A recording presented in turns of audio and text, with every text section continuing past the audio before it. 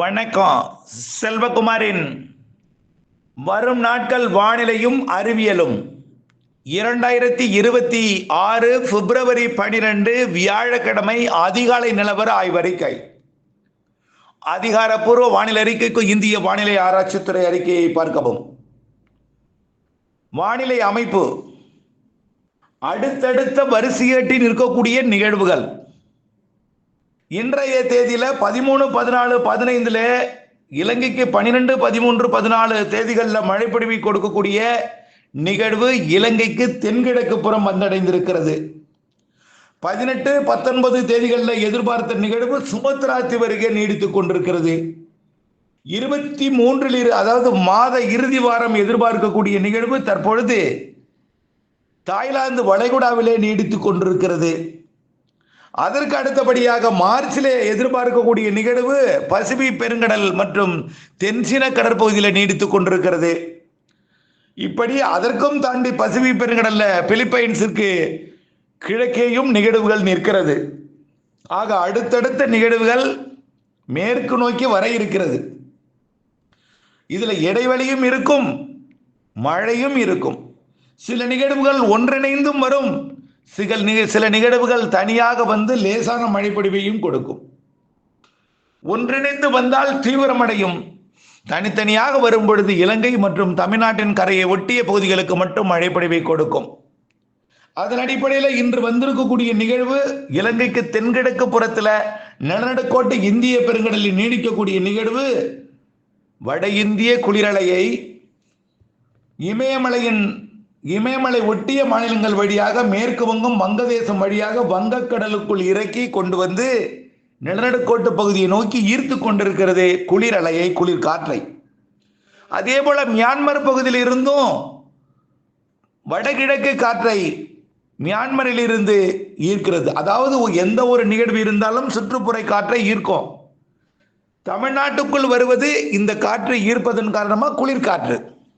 இந்த குளிர்காற்று வருகை காரணமாக இந்த குளிர்காற்று தமிழ்நாட்டின் கடலோர மாவட்டங்கள் வழியாக பயணிக்கிற காரணத்தினாலே குளிர் நிலவுகிறது. உயரழுத்தம் இருந்தால் மேலிருந்து இறக்கக்கூடிய அந்த குளிர்காற்றையும் இந்த குளிர்காற்றும் இணைந்து மூடுபனியாக மாறும். ஆனால் இப்பொழுது ஒரு சில மாவட்டங்களில் இருக்கக்கூடிய வெப்பநிலையை வைத்து இந்த குளிர்காற்று மேகமூட்டத்தை ஏற்படுத்துகிறது. அதாவது வடகிழக்கிலிருந்து வரக்கூடிய, மியான்மரிலிருந்து வரக்கூடிய காற்று கொஞ்சம் குளிர் இருக்கும், வலுவான குளிர் இல்லை. ஆனால் இமயமலையிலிருந்து வரக்கூடியது முற்றிலுமான குளிர் காற்று. ஆக தமிழ்நாட்டின் தரைப்பகுதிகளில் ஆங்காங்கே குளிரும், ஆங்காங்கே லேசான மூடுபனியும், ஆங்காங்கே மேகமூட்ட வானிலையும் தற்பொழுது நிகழ்வதற்கு காரணம் மலையில் இருக்கக்கூடிய உயரம், குட்டை, கிழக்கு தொடர்ச்சி மலையோட காற்றோட தடுப்பு, இவையெல்லாம் இயற்கை அமைப்பை மாற்றி அமைக்கும். ஆக வடக்கிலிருந்து வரக்கூடிய குளிர்காற்றை தடுப்பது கிழக்கு பக்கம், அதாவது கிழக்கு தொடர்ச்சி மலையோட கிழக்கு பக்கம். அப்போ மேற்கு பக்கம் எப்படி இருக்கும்? கொஞ்சம் காற்று இல்லாத இதமான வெப்பம் இருக்கும். அதனால அங்க மூடுபனி நிலவும். புரியுங்களா? காற்று இல்லாத இடத்தில் மூடுபனி நிலவும். மூடுபனினாலும் பெரிய மூடுபனி இல்லை, உயரழுத்தம் இருந்தால்தான் கடும் மூடுபனி, அடர் மூடுபனி இருக்கும். உயரழுத்தமானது தற்பொழுது ஒடிசா கடலோரம் நீடித்துக் கொண்டிருக்கிறது. அதனால மூடுபனிக்கு இப்பொழுதைக்கு வாய்ப்பில்லை. வரக்கூடிய இந்த மாத இறுதி நிகழ்வு விலகும் வரைக்கும் பெரிய மூடுபனிக்கு வாய்ப்பில்லை என்றாலும் குளிர்காற்று, லேசான ஒரு பனிப்பொழிவு, அது பனி விலகிய பிறகு மேகமூட்டம், இவையெல்லாம் இருந்து கொண்டிருக்கும். அதன் அடிப்படையில் அதாவது உயரடுத்த காற்று இறக்கி ஆந்திர பிரதேசத்திற்கும் மூடுபனி ஏற்படுத்தும், தமிழ்நாட்டின் வடகடலோரத்துக்கு கொஞ்சம் மூடுபனியை ஏற்படுத்தும்.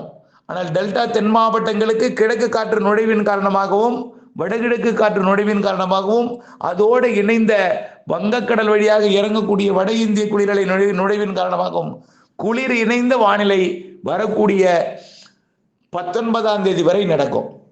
இதுல 13ஆம் தேதி கொஞ்சம் குளிர் குறைந்து மேகமூட்ட வானிலை ஏற்படும். கிழக்கு காற்று நுழையும்.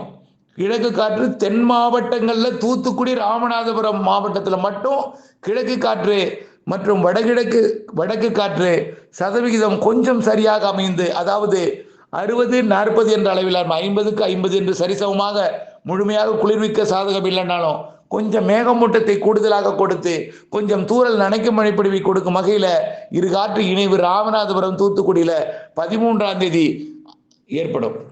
நாளை டெல்டாவிலும் மேகமூட்டத்தை ஏற்படுத்தும். காரணம் குளிர்காற்று மிகுதி காரணமா முற்றிலுமாக கிழக்கு காற்று மழையாக மாறாமல், அதாவது வடகிழக்கு காற்று நுழையும் இடமாக இருக்கிற காரணத்தினாலே கொஞ்சம் குளிர்காற்றுடன் இணைந்த நீராவி இருக்கிறது. இதனால மேகமூட்ட வானிலை நாளை கூடுதலாக இருக்கும் டெல்டாவிலே.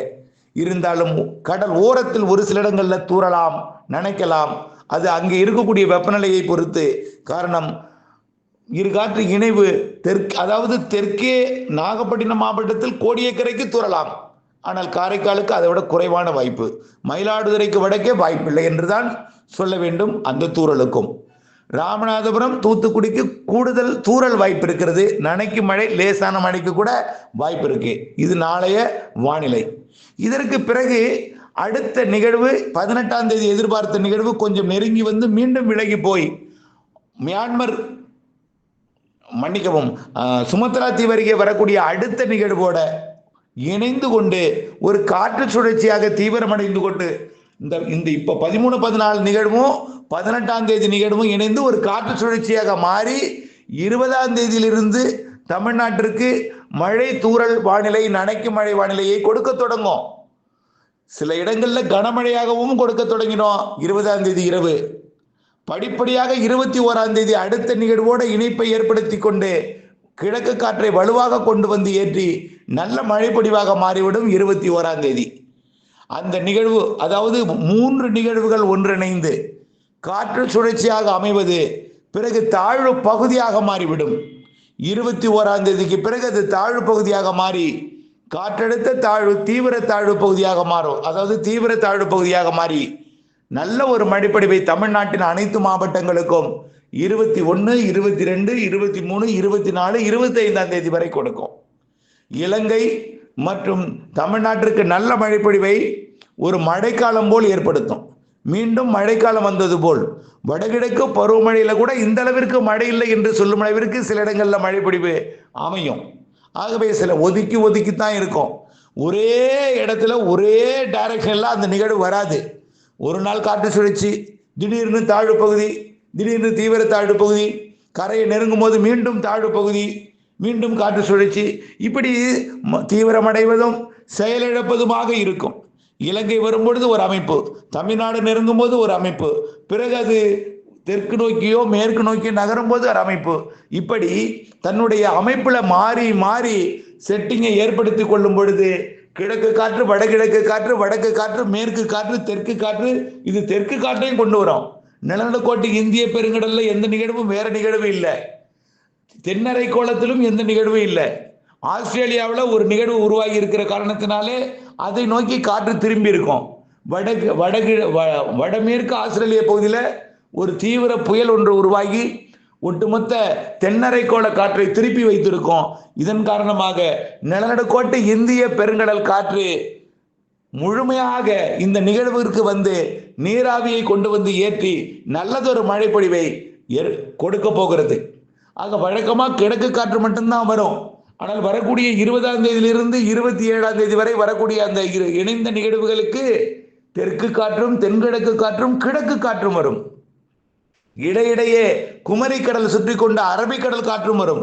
அரபிக்கடல் காற்று ஓமன், ஏமன் அருகே கடலில் இறங்கும் பொழுது அது குளிர்காற்று. மாலத்தீவு மற்றும் லட்சத்தீவு இடைப்பட்ட பகுதிக்கு வரும் பொழுது வெப்பமடையும். பிறகு குமரிக்கடல் மற்றும் நிலநடுக்கோட்டு இந்திய பெருங்கடலில் பயணிக்கும் போது நீராவி எடுத்து கொண்டு வரும். ஆக அரபிக்கடல் நீராவி காற்று, நிலநடுக்கோட்டு இந்திய பெருங்கடல் நீராவி காற்று, சுமத்ரா தீவு பகுதி நீராவி காற்று, அந்தமான் பகுதி நீராவி காற்று, மியான்மர் வழியாக வரக்கூடிய ஓரளவு நீராவியை சுமந்து வரக்கூடிய காற்று எல்லாம் ஏறும் பொழுது வட இந்திய குளிரலை அளவாக கிடைத்து கொஞ்சம் கூடுதலாக இந்த நேரத்தில் கிடைச்சா நல்ல மழை தரும். ஆனால் வட இந்திய குளிரலையை கொஞ்சம் வட இந்திய நிலப்பகுதியில் நீடிக்கக்கூடிய காற்று சுழற்சி கட்டுப்படுத்தும், உயரழுத்தம் கட்டுப்படுத்தும் என்பதன் காரணமாக குளிர்காற்று குறைவின் காரணமாகத்தான் மழைப்பொழிவு கொஞ்சம் குறைவா இருக்கலாமே தவிர அதிக குளிர் காரணமாக குறைய வாய்ப்பில்லை. ஆகவே வரக்கூடிய 19ஆம் தேதிக்கு மேல் கடும் புழுக்கத்துக்கு பிறகு மழைப்பொழிவை கொடுக்கும், இடிமழை பொழிவை கொடுக்கும். அதாவது வட இந்திய தாழ்வு குளிரலையை கட்டுப்படுத்தி வைத்திருக்கோம், உயரழுத்தமும் கட்டுப்படுத்தி வைத்திருக்கோம். இதன் காரணமாக குளிர்காற்று கிடைக்காமல் கிழக்கு காற்று, தெற்கு காற்று, நிலநடுக்கோட்டு வெப்ப நீராவி மட்டும் கூடுதலாக வந்து கொஞ்சம் மழையாக மாற்றுவதற்கு சாதக குளிர் கிடைக்காமல் கொஞ்சம் ஒதுக்குதலுடன் மழை இருக்கும். இருந்தாலும் மரங்கள் அடர்ந்த மலைப்பகுதிகளில் நல்ல மழை பொழிவை கொடுக்கும். சில நாட்களிலே உயரழுத்தம் சற்று முட்டி மோதி ஒன்றோடு ஒன்று இணைந்து கொண்டு இரு காற்று இணைவின் காரணமாக தென் மாநிலங்களிலேயே நல்ல மழை பொழிவை சில மாநிலங்களுக்கு ஆந்திர பிரதேசம், தெலுங்கானா, கர்நாடகாவிற்கெல்லாம் கொடுக்கும். ஆக குளிர்காற்று சதவீதம் குறையும் இப்பொழுது, அதாவது அந்த நிகழ்வில். அதனால மழை பொழிவு குறைய போகிறது.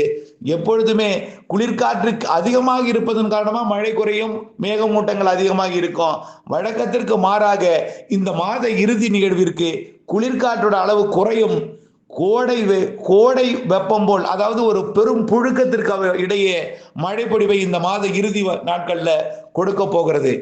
ஆகவே ஒரு குளிர்காலம் போல் தெரியாமல் மேகமூட்டம், வெயில், அதற்கிடையே மழை, இடிமழை என்று இந்த மாத இறுதி வாரம் 20ஆம் தேதியிலிருந்து 26ஆம் தேதி வரை இருக்க போகிறது என்பதை, 27ஆம் தேதி வரை இருக்க போகிறது என்பதை தெரியப்படுத்த விரும்புகிறேன். எந்த மாவட்டத்திற்கும் அதிக மழை கொடுக்கலாம், எந்த மாவட்டத்துக்கும் குறைவாக கொடுக்கலாம், அளவாக கொடுக்கலாம். நிகழ்வோட தீவிரத்தன்மை தொடர்ந்து ஆய்வில் இருக்கிறது. நம்முடைய கருத்து, தமிழ்நாடு நெருங்கி நிறைய மழை பொழிவை தரும். எந்த மாவட்டங்களுக்கு நிறைய மழை தரும், எந்த நாளில் தரும் என்பதை நிகழ்வோட அமைவிடத்தை பொறுத்தும் நிகழ்வோட தீவிரத்தை பொறுத்தும் இருக்கும். நிகழ்வோட தீவிரத்தை பொறுத்து கடக்கும் இடம் அறிவிக்கலாம். நிகழ்வோட அமைதவிடம் அப்பொழுதுதான் அறிவிக்க முடியும். அப்பொழுது இருக்கக்கூடிய இரு காற்று இணைவு எங்கே இருக்கிறதோ அங்கேதான் மழை பொழிவு இருக்கும். ஆகவே ஒட்டுமொத்தத்தை பார்க்கும் பொழுது வரக்கூடிய 20லிருந்து 27ஆம் தேதி வரை உங்களுக்கும் மழை இருக்கு. அது எந்த மாவட்டமாக இருந்தாலும், அது எந்த நாளில், எவ்வளவு, எப்படி என்பதையெல்லாம் வரக்கூடிய நாட்களிலே உறுதிப்படுத்தலாம் என்பதை தெரியப்படுத்த விரும்புகிறேன். இணைந்தே இருங்கள் அப்டேட்ஸுடன். நன்றி.